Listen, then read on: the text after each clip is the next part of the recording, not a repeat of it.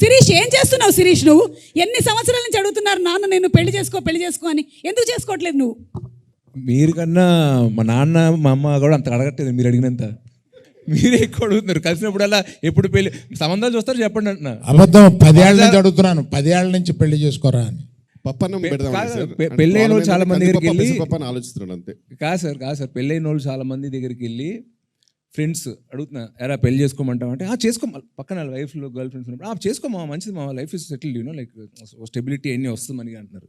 వాళ్ళ wife girl friends పక్కకి వెళ్ళిపోయి వద్దు నువ్వేనా ఎంజాయ్ చేయరా బాబు, నేను చూస్తే మాకు కుళ్ళుగా ఉంది.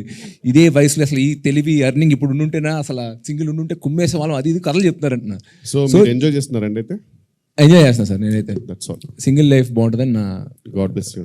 Thanks sir. ఎందుకండి మనం ఒకసారి మాట్లాడుకున్నట్టున్నాం సార్ ఏదో మనం మన తర్వాత మన ఎందుకు ఇక్కడ. ఓకే ఆ టాపిక్స్ ఇక్కడ వద్దా, జనాలకు అసలు మనం ఎక్స్పోజ్ చేయవద్దా? ఓకే సార్ చెప్తా తర్వాత డాడీ చెప్తాను, ఏం చెప్పారు హ్యాపీగా సార్ కూడా అప్రూవ్ చేస్తారు. ఓకే కాదు